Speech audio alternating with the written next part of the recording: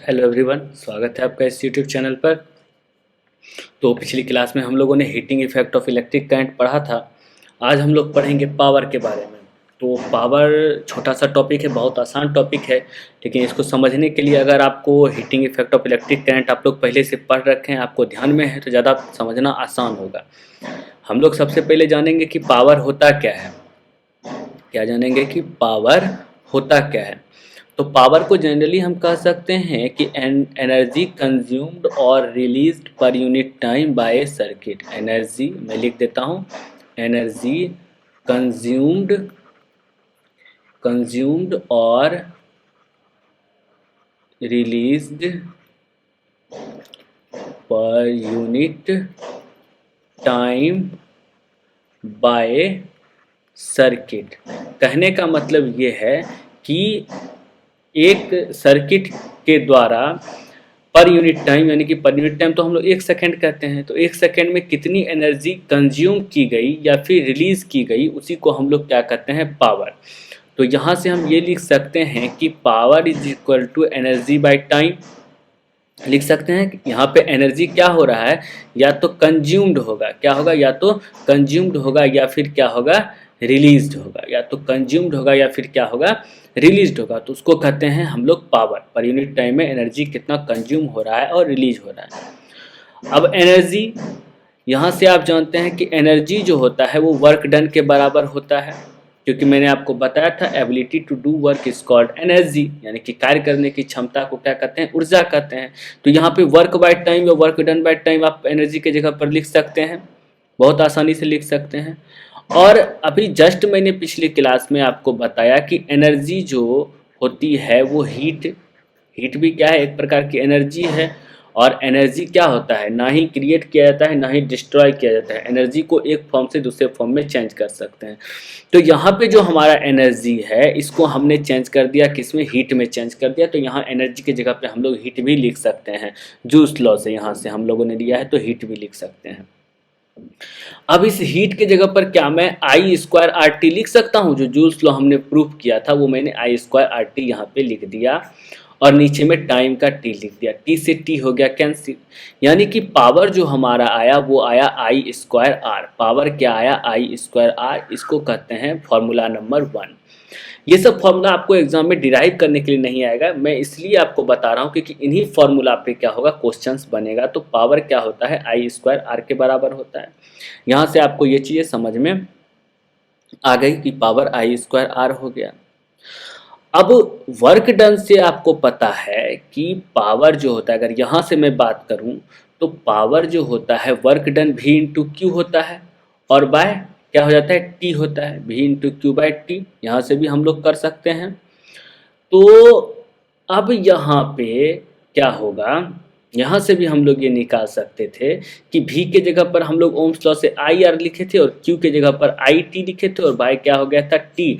T और T cancel हो गया, तो P is equal to I square R. ये फॉर्मूला यहाँ से भी क्या हो गया, जनरेट हो गया। ये फॉर्मूला यहाँ से भी क्या हो गया, जनरेट हो गया। नेक्स्ट स्लाइड पे चलते हैं और यहाँ पे देखते हैं कि हमने क्या निकाला। तो P is equal to I square R निकाला, एक फॉर्मूला। अब ओम्स लॉ क्या कहता है, ओम्स लॉ हमारा कहता है, दोनों तरफ से निकाल के मैंने बता दिया कि V is equal to I R. तो यहाँ से अगर मैं बोलूँ कि R की वैल्यू निकालनी है तो ये क्या हो जाएगा, V बाय आई हो जाएगा। तो चलिए P is equal to I square, और R के जगह पर हम V बाय आई क्या करते हैं, लिख देते हैं। I से I हमने क्या कर दिया, कैंसिल कर दिया। तो P इज इक्वल टू क्या आ गया, V आई आ गया। ये हो गया फॉर्मूला नंबर 2। ये क्या हो गया, formula number 2। P is equal to क्या हो गया, V आई आ गया। ठीक है। अब इसी ओम्स लॉ से अगर मैं कहूं कि I की वैल्यू निकालनी है तो ये हो जाएगा R बाय भी। I इज इक्वल टू आई की वैल्यू निकालनी है, सॉरी I की वैल्यू निकालनी है तो ये क्या हो जाएगा, V बाय आर। यहाँ से अगर मैं I की वैल्यू निकालूं तो ये क्या हो जाएगा, V बाय आर हो जाएगा। तो चलिए अब इस फॉर्मूला में क्या कर सकते हैं कि V इंटू आई की वैल्यू क्या कर सकते हैं, V बाय आर कर सकते हैं। तो ये P इज इक्वल टू क्या हो गया, V स्क्वायर बाय आर। यानी कि ये हो गया फॉर्मूला नंबर 3। ये हमारा फॉर्मूला नंबर 3 क्या हो गया, जनरेट हो गया। ठीक है, फॉर्मूला नंबर कितना जनरेट हो गया, वी स्क्वायर बाय आर 1 हो गया, P equal to V I 2 हो गया, P equal to I square R क्या हो गया हमारा 3 हो गया। पी इक्वल टू आई भी इसको लिख सकते हैं, आपको कोई दिक्कत नहीं है, ठीक है। या आई स्क्वायर आर भी हो गया 1, ठीक है, ये हो गया था हमारा 1, ये हो गया 2, ये हो गया 3। तो आप देख सकते हैं कि इस 1 से आपने क्या किया,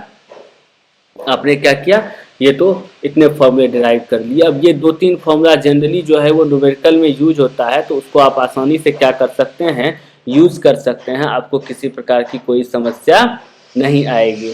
और P equal to V Q by T ये भी हो जाता है। अगर मान लीजिए कि आपको ये भी एक लिख लीजिए कि अभी पीछे मैंने बताया था कि we Q by T work done by time, क्योंकि आपको मान लीजिए कि पोटेंशियल डिफरेंस दिया हुआ रहेगा, चार्ज दिया रहेगा, टाइम दिया रहेगा, तब पावर निकालने के लिए, तो इससे भी आप निकाल सकते हैं।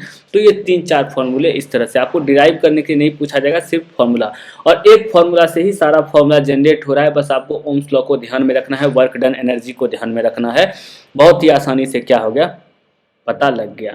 अब power is equal to energy by time आप लोग जानते हैं, आप इसका यूनिट निकाल सकते हैं। एनर्जी का यूनिट क्या होता है जूल, और टाइम का यूनिट क्या होता है सेकेंड। तो पावर का यूनिट क्या हो गया जूल पर सेकेंड, या जूल सेकेंड पर पावर -1 हम लिख सकते हैं। अब इसको जूल सेकेंड पर पावर -1 क्यों लिखते हैं, जूल बाय सेकेंड हो गया तो यहाँ सेकेंड पे पावर 1 है, जूल पावर 1 भी 1 है, लेकिन आप जानते हैं कि ये ऊपर जाता है नीचे वाला, तो साइन ये क्या हो जाता है इन्वर्स हो जाता है, तो जूल सेकेंड पर पावर -1 हो गया।